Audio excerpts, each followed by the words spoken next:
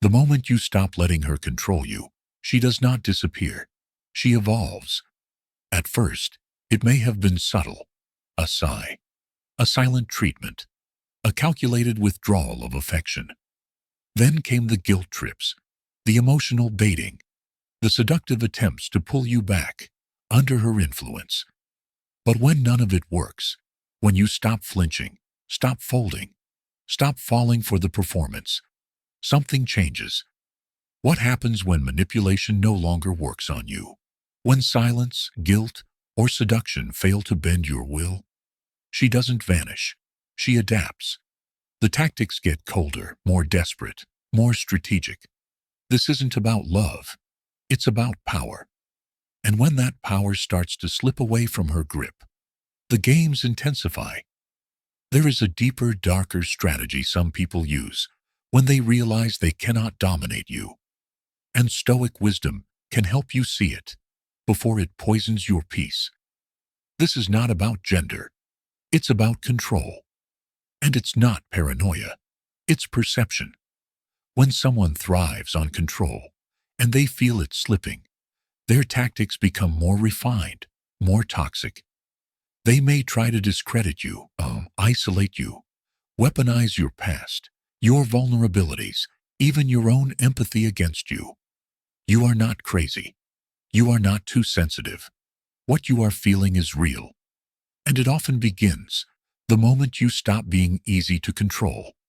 Stoicism offers a way to see through the chaos with unshakable clarity, to hold your center when everything around you is trying to shake it loose. It reminds you that your peace is yours, not something anyone else has the right to manipulate, fracture, or steal. In this video, we'll reveal the signs that someone is escalating their control tactics and the Stoic mindset that can protect your mind, your dignity, and your soul. Control rarely enters loudly. It tiptoes in, cloaked in concern. At first, she seems thoughtful. Maybe she brings you food when you're sick, offers advice when you're stressed, checks in often. She says it's because she cares, and perhaps she does, at least partially. But underneath the kindness is something else, a pattern. It begins subtly. "I'm just trying to help," she says when you resist her advice. "I only worry because I care," she insists after crossing a boundary. "I did all this for you," she sighs, when you make your own decision. Over time, the tone shifts. The warmth turns conditional. The favors come with strings. Your independence becomes a threat. You start to feel guilty for not needing her, for thinking differently, for growing beyond her reach. This is emotional dependency, not love. It thrives on making you second-guess yourself, molding your choices to fit someone else's comfort. It looks like subtle guilt trips. "I guess I'll just do everything myself." Keeping score. "After everything I've done for you." Undermining confidence. "I don't think you're ready for that yet." What once felt like care begins to feel like suffocation. You start modifying your behavior to avoid conflict. You tell half-truths to keep the peace. You delay your dreams to prevent confrontation. This is not what love looks like. This is power, dressed as protection.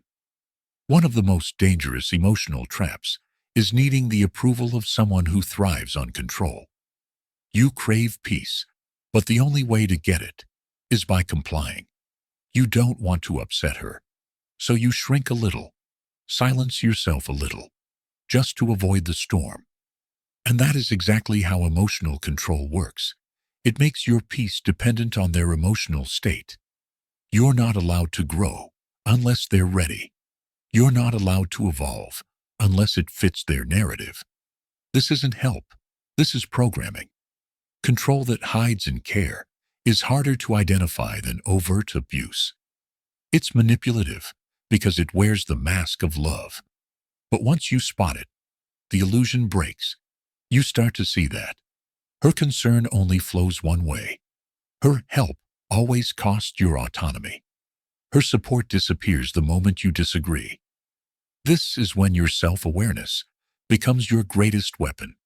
You begin to ask yourself, is this really love if it requires me to betray myself? Marcus Aurelius wrote, "Never regard something as doing you good if it makes you betray a trust or lose your sense of shame." In other words, if help demands that you violate your values, silence your voice, or live a lie, it's not help, it's control. Stoicism teaches that true care nurtures, it doesn't manipulate.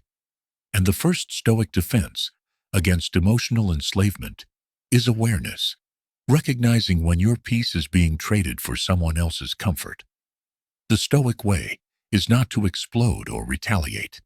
It's to detach from the emotional game entirely. You don't need to argue with her narrative. You simply stop playing the role she's assigned you. That looks like saying no without justification, letting go of the need to be understood, doing what is right for you, even when it's unpopular. You begin to reclaim your time, your energy, your decisions, slowly, calmly, without drama. You stop explaining your growth. You stop apologizing for your independence. And in doing so, you starve the control of its only power, your emotional compliance. Control masked as care is one of the oldest manipulations in the book. It's harder to spot than cruelty, but often more corrosive, because it convinces you that sacrifice is love, that shrinking is safety, that guilt is gratitude. But real love doesn't require your surrender. It celebrates your strength. The Stoic truth? If your peace is being purchased by someone else's comfort, it's too high a price. And no one who truly cares for you would ever ask you to pay it. Everything seemed manageable until you said no. That one word shatters the illusion.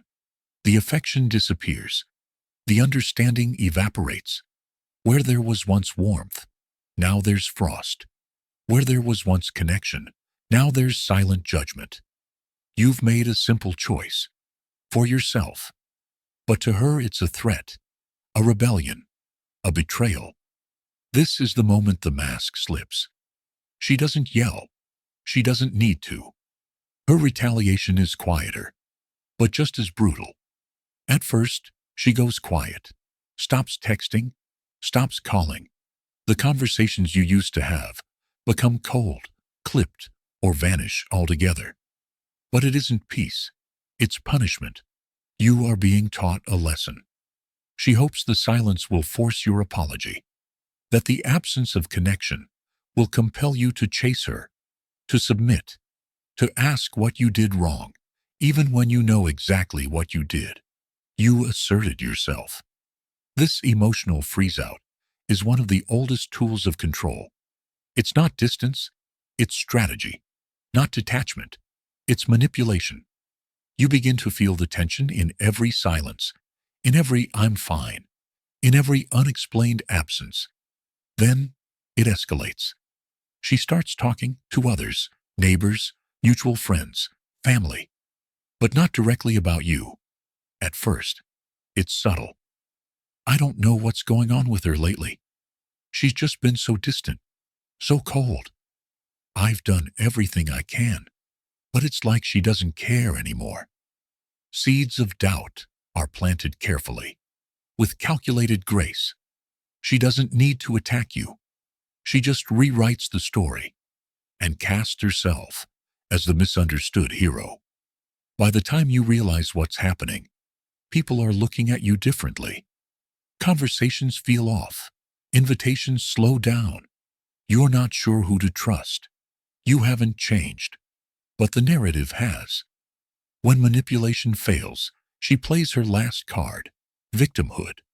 She becomes the wounded one, the discarded, mistreated, and abandoned friend, sister, mother, partner. You are suddenly the abuser, the cold one, the narcissist, the heartless one who just walked away for no reason. She doesn't want to fix the relationship. She wants to win the crowd. And here lies the cruelty. You're not just hurt, you're vilified. You are now the villain in a story you never agreed to tell. No context, no nuance, just a tale crafted to draw sympathy and isolate you. This tactic is especially effective because it hits you where it hurts most, your sense of self.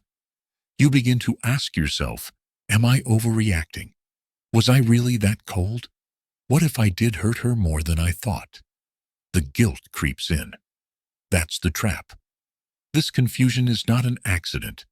It's the emotional sleight of hand that keeps you off balance, questioning your instincts and longing to prove your goodness. But here's the Stoic truth. Your peace does not depend on someone else's version of you. Epictetus wrote, "When someone provokes you, realize that it is your judgment that provokes you." This doesn't mean you blame yourself. It means you reclaim your control. You cannot stop someone from withdrawing, or gossiping, or playing the victim, but you can choose how you interpret it. You can see the punishment for what it is, a sign that your boundary was real and necessary. You can witness the gossip and not respond, because truth doesn't beg for validation. And most importantly, you can resist the urge to play a role in her performance. This is your test. Will you get pulled into the chaos of her narrative? Will you explain yourself endlessly to those who only heard half the story? Will you let guilt override clarity? Or will you stand firm, quiet, resolute, and unshaken? The Stoic path is clear. You do not owe anyone your peace. You owe it to yourself. When someone retaliates because you chose yourself, you are not the villain. You are finally free. Do not explain your boundaries to those who benefit from you having none. Do not defend your name in rooms where the truth is not welcome. Do not shrink yourself to soothe someone's discomfort with your strength. Instead, observe, release, and walk forward. Retaliation is the control mechanism of those who can't handle your autonomy. But you were never created to live under emotional blackmail, disguised as love. Once you say no, the truth reveals itself, and while it may hurt, it is also a gift, because now you see what was always beneath the surface, and in that clarity, you are finally empowered to protect your energy, not through confrontation, but through calm, quiet conviction. It starts with a subtle contradiction. I never said that. You're remembering it wrong. You're too sensitive. At first, you question the moment. Later, you begin to question your memory. And eventually, you begin to question yourself. This isn't just a disagreement. This is gaslighting, a deliberate unraveling of your perception, designed to make you feel unstable, uncertain, and dependent on their version of truth. She doesn't scream or argue loudly. Her power lies in doubt. Quiet, persistent, corrosive doubt. You replay conversations in your head. You wonder if you misunderstood. You search for the exact moment you messed up and come up empty. Still, somehow, you feel guilty. You feel like you need to apologize. And that's exactly the goal. Gaslighting isn't about memory. It's about control. When someone can make you doubt your thoughts, your emotions, your perception of reality, they don't need to overpower you. They've already disarmed your greatest tool, your own clarity. You start asking for permission instead of making decisions. You hesitate before speaking. You over-explain, over-apologize, overthink. You begin to shrink, not because you're weak, but because you're being conditioned to doubt your own strength.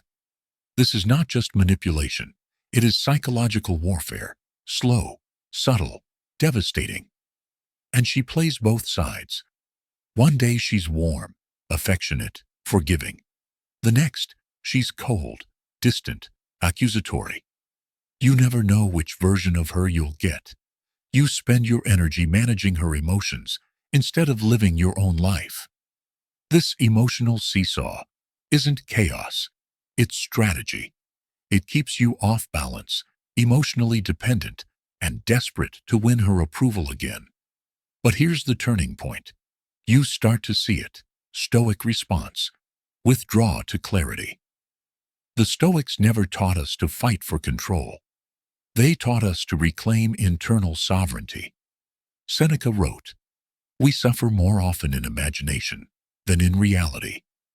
Gaslighting thrives in the realm of imagination, in the space where your fears whisper louder than the facts. The way out is through clear, grounded observation. You do not need to confront her. You do not need to prove she's manipulating you. That's her battlefield, and she's designed it so that you'll always lose. Instead, you step off the field entirely. You withdraw emotionally, not out of bitterness, but out of wisdom. You no longer react, explain, or defend. You see the game and refuse to play. You begin anchoring yourself in facts, not feelings. What did I actually say? What did I actually feel? What do I know to be true, even if she denies it? You learn to trust your inner compass again. Not the story she tells about you, but the truth you begin to reclaim. There is no louder act of rebellion than choosing peace in the face of psychological chaos. Gaslighting loses its grip the moment you stop looking for validation from the person who's distorting your reality. You regain power, not by changing her, but by anchoring yourself so deeply in clarity that her illusions dissolve on contact. And then, something quiet but profound happens.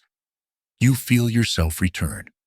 Your voice, your mind, your inner authority. They never left you.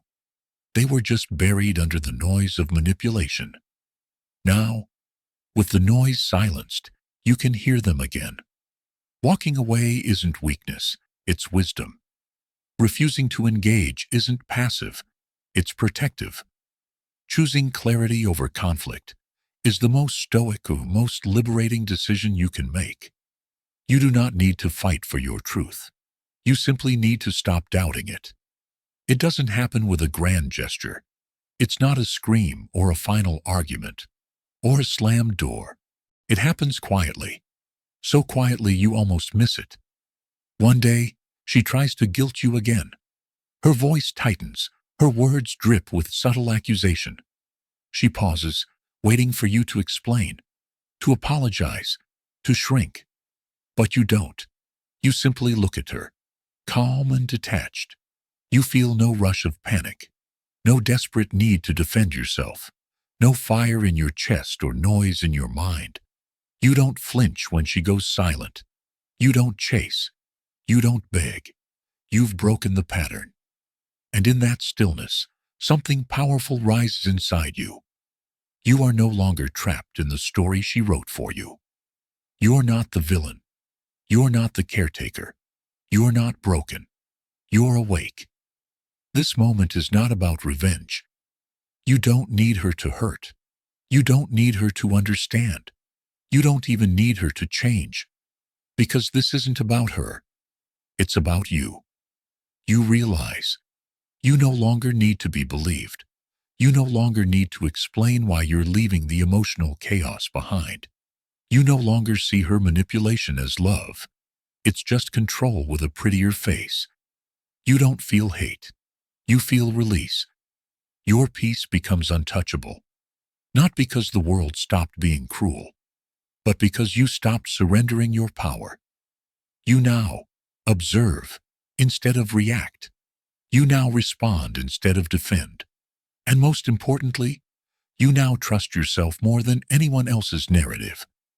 He who angers you conquers you, said Elizabeth Kenny, a sentiment perfectly aligned with Stoic teaching.